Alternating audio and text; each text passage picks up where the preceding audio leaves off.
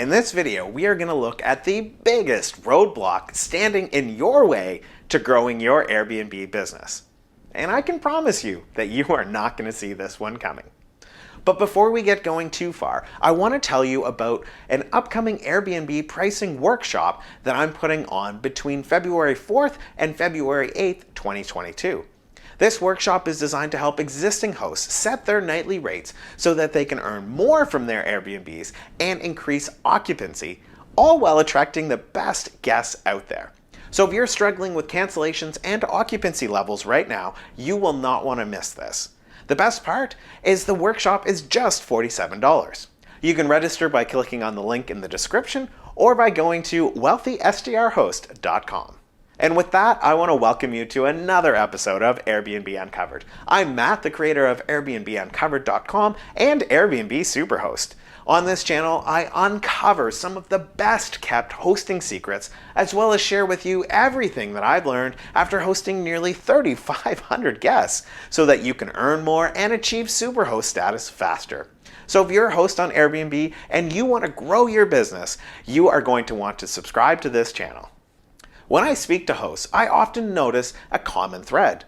And that common thread is a resistance to taking risks, a resistance to taking the next big step, a resistance to even just taking a tiny step to improving their businesses, or maybe even just trying something new.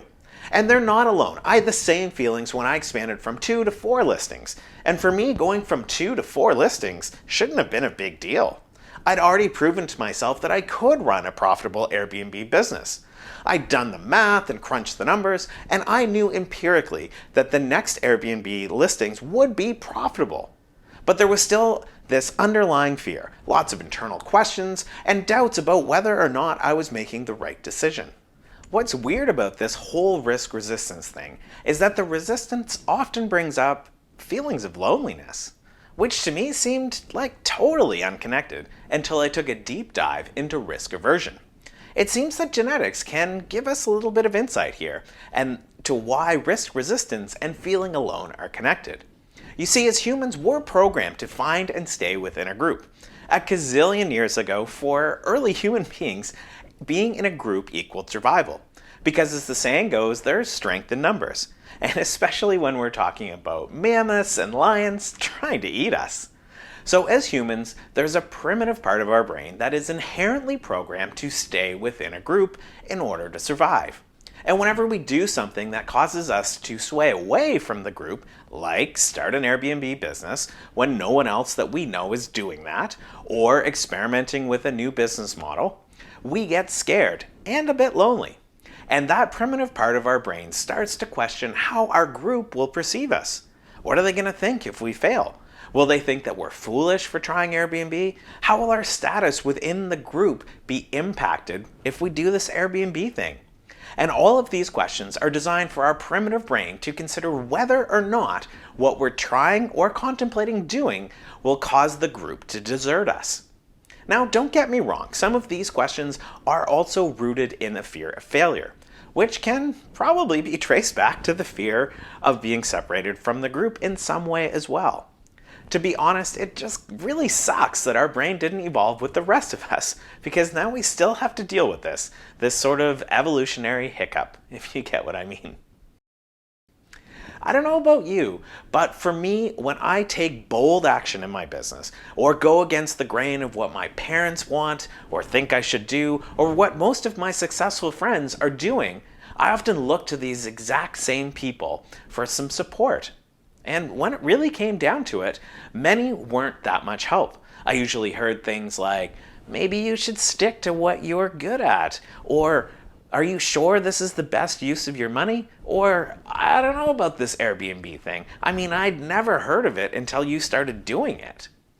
And I'm guessing that you heard many of the same things.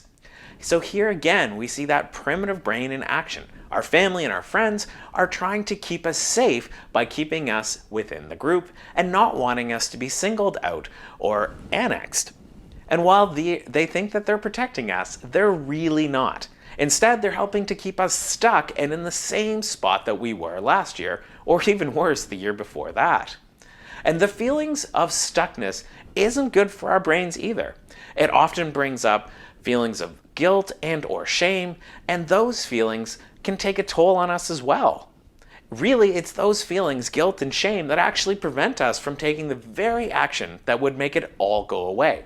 And that is, of course, doing the thing that brought on the things in the feelings in the first place.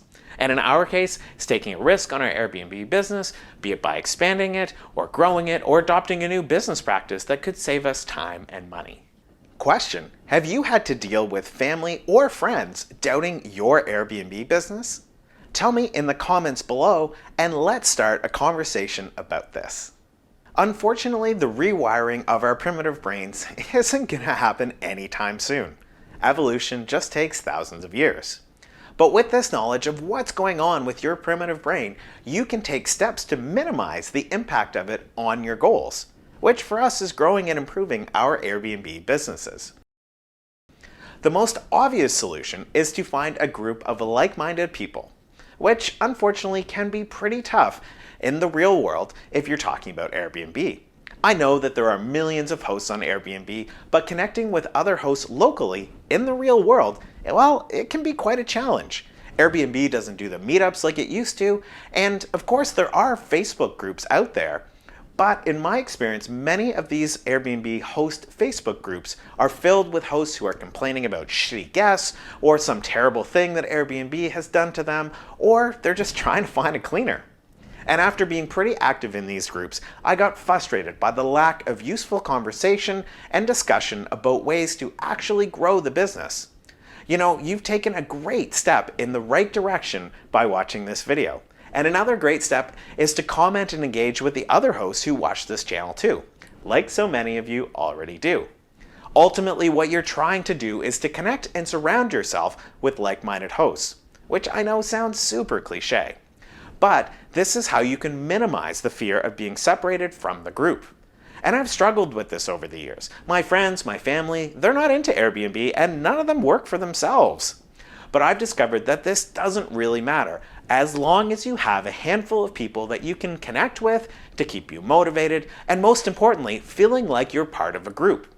A key to this strategy, though, is to find at least 1 or 2 people who are ahead of where you're at now and they are closer to where you want to be in the future. Now, you may be able to find these sorts of people in a Facebook group, but most likely you're going to find them at an in-person event once they come back. But until in-person events come back, I want to let you know that my Airbnb pricing workshop includes a fully moderated Facebook group. Inside this group, you'll find motivated, profit-driven hosts just like you. Over the workshop, I'm constantly in the group to guide the discussions towards how we can grow and up-level our hosting businesses. Of course, when you join my Airbnb pricing workshop, you'll learn a dangerously repeatable strategy for setting your nightly rates to earn more from your Airbnb, and often for roughly the same amount of work that you're already doing. You're also going to learn how to attract some of the very best guests out there. So if you're tired of playing the trial and error pricing game on Airbnb and you want to build your network of A-list hosts, then head on over to wealthystrhost.com and sign up today for just $47.